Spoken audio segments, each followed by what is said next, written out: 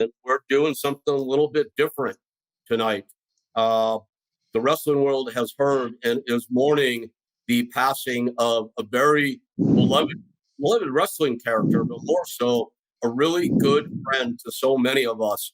And it's although it's very sad, it's my pleasure to welcome three very old friends onto the show tonight to share memories for a moment of our fallen comrade and friend, Paul London, Chris Masters, and Jimmy Yang.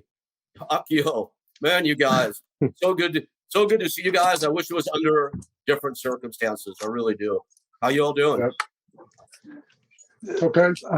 Yeah, this is a nice treat to see, fellow brothers and to reconvene, obviously under a tragic situation. But thanks for having us on, Rick.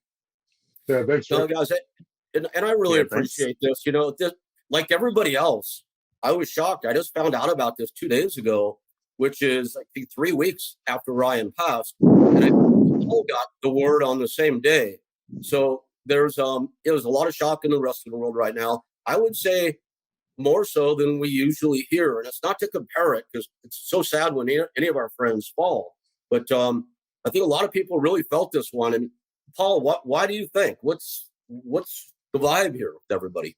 I think anyone who met Ryan just was drawn into just how kind he was, like when I first got to UPW way back in probably 2001, I felt like such an outsider coming from Texas. And I want to say that Ryan was my one and only Galaxy show.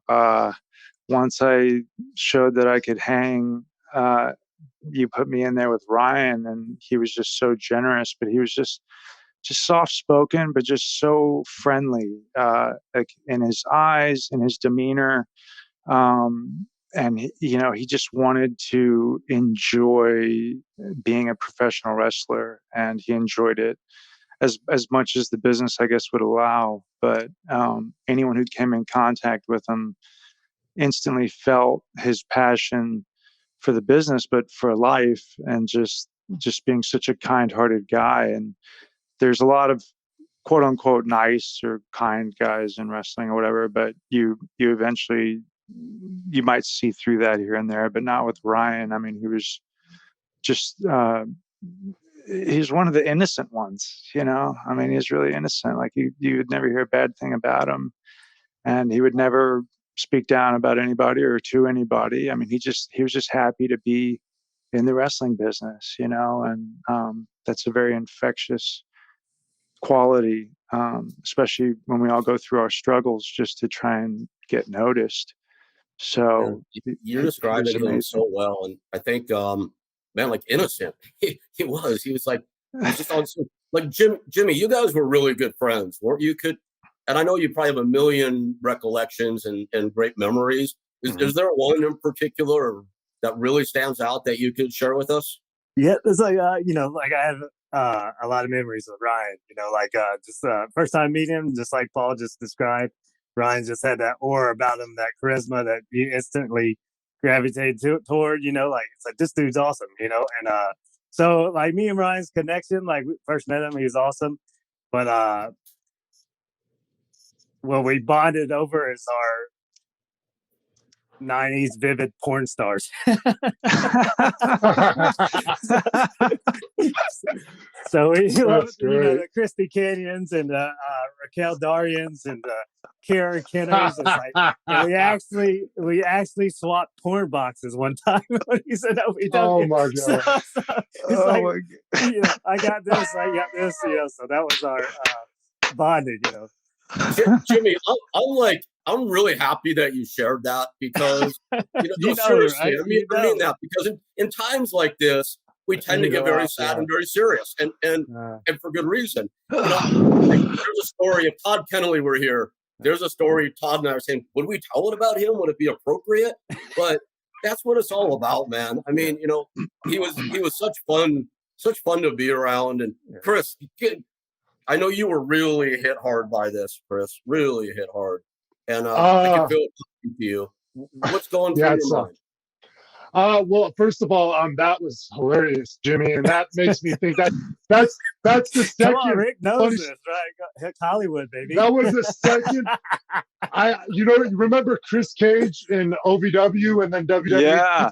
Yeah, he had this hilarious story earlier, but I don't want to retell it because I would destroy it. But he was telling me about how Ryan made it his mission to get Cage to get hooked up on his given night where they went out, and he spent his whole night invested in that, and actually came through for him. But I just want to say this: I want to say, like, what you said, Paul, man, that was like right on the money. Like it's been such a long time, and it's hard to remember some of the details of like even with Ryan, it's been a while, man. Like I remember specific things, but what you said about his character and the energy he gave off was all spot on, man. Like he was one of the good ones, man, and he really was as kind as you said, man. And like me and him got signed to WWE together, so and I can think of countless times where Ryan, I was so dumb to the business, as a fan all throughout growing up, but then you get in and you don't know all the etiquette and all the little things. So Ryan was constantly,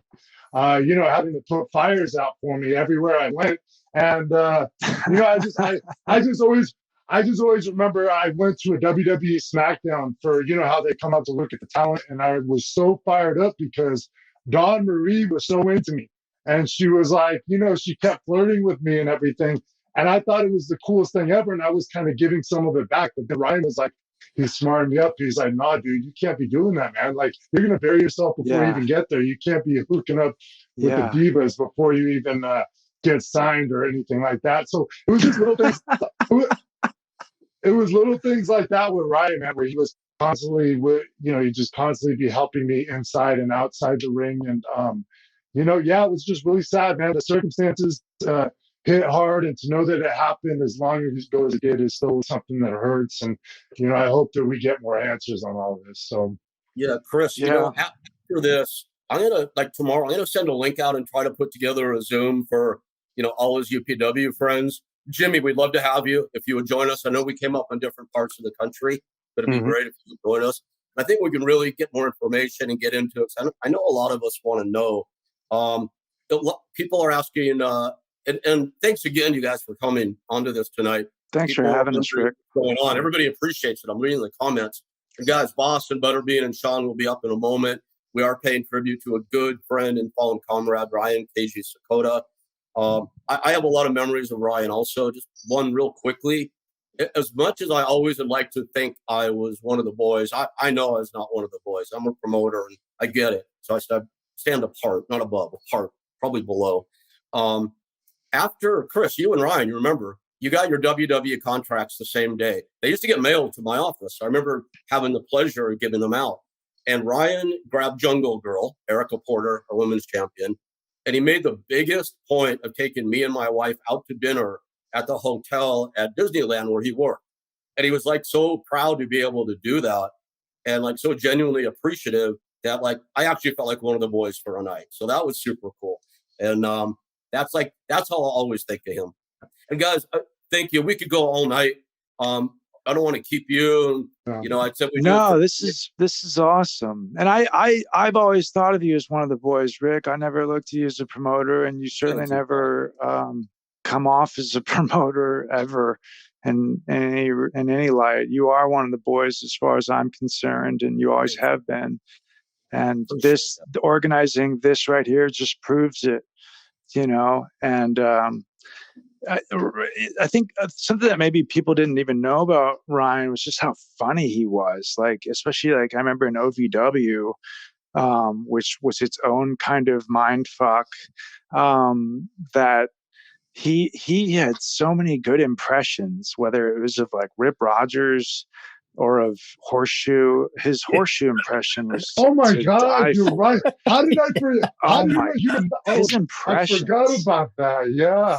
Because I remember I got called up and got out of Louisville as fast as I could, and he was still there, and I could see the wear on him from being there because, he's SoCal guy, and he's, tight with his family, and so he's now in Louisville. But he was telling me this story about going out to Longhorn Steakhouse and how Horseshoe, it was this big dinner, and he said that the waiter messed up his order or something, and that Horseshoe, and I couldn't nearly do the justice of impersonating Horseshoe like Ryan did, but told this story about Horseshoe telling the waiter, like, you're going to cover this meal. And the waiter's like, okay, I'll cover your meal. And he goes, all of it. Yeah. And the way that Ryan would do it would just kill me. And it was That's just, you right there. God, he we'll can have to make me come laugh. back and do. We'll come back and do a whole episode on Horseshoe one night. That would be fun. The two-parter. At the risk of cutting short, because this really is cutting it short. Thank you guys so Sure. much, man. It's so good to see all you guys. And Welcome. I'm going to send a message out. Let's get us all together with some of other Ryan's friends and really dig deep, if that's cool with you That guys. sounds good. Would love that. Would love that. Thank you for watching the Hannibal TV. Please like this video if you enjoyed it and click the subscribe button to not miss any of our latest shoot interviews, match videos, or news updates. Support us on patreon.com for $1.99 a month to watch our full shoot interviews ad-free and help our channel grow. Follow us on Twitter at the Hannibal TV for instant updates.